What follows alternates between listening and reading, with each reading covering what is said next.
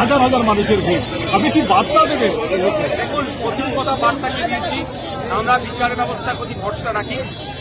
Court matter, কোর্টে আগামী 22 তারিখ ডেট আছে, সেটা আমরা দেখছি কোন জায়গায় যাচ্ছে। দ্বিতীয় হচ্ছে, যেমন আইন বিচার ব্যবস্থা চলবে, মাঠে ময়দানে আমাদের লড়াই চলবে।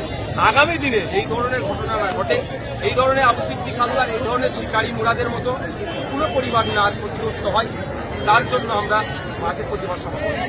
প্রশাসনের দুর্ভাগ্যের বিষয়, যাদের নামে এফআইআর অলরেডি হয়ে আছে, যাদের সাজা প্রায় এগুলো তো 10 বছর করে তারা খাটবে আশা করছি, যারা অন্যায় করেছে তাদেরকে এখনো পর্যন্ত অ্যারেস্ট রাখানো হয়নি। এই জায়গা থেকে বার্তা, তাদের বিরুদ্ধে প্রশাসনিকভাবে যে ব্যবস্থা গ্রহণ করা দরকার সেটা করতে হবে।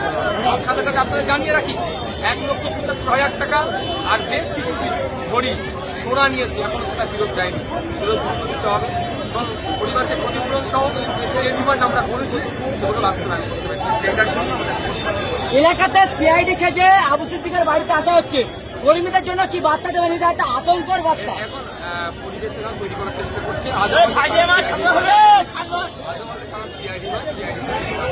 দাদা, আমি বলছি, আজকে যারাই আসলে সিভিল ড্রেসে আসলে তাদের অবশ্যই আইডি কার্ড হবে। ভাঙড়ে পুলিশ সেজে সাধারণ মানুষরা মুস্তাক তৃণমূলের দণ্ড বাহিনী অনেকবার ধরা পড়েছে, এবারে সিআইডি সেজে আজ যাচ্ছে, কি বলবেন?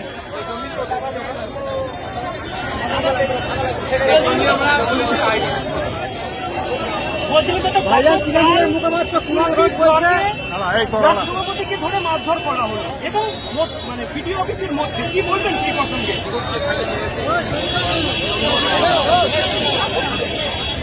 তবে একটা কথা, ভাঙড়েও দেখা যাচ্ছে ইতিমধ্যে জমি মাফিয়া দালাল হিসাবে বিএলআরও এবং তৃণমূল দুটো নয়, এক নাম দিয়ে তারা অফিসে দেখুন, আর তৃণমূল কংগ্রেসের ব্লকের থেকে নেতারা এই কাজে চালাচ্ছে।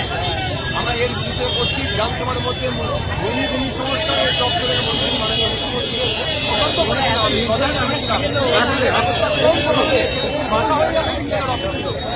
ইতিমধ্যে মুখ্যমন্ত্রী বিভিন্ন জায়গায় নির্দেশ দিয়েছেন যে বেআইনি ভাবে ঘর বাড়ি করা যাবে না, এটা কি চোখে দেখছেন আপনি?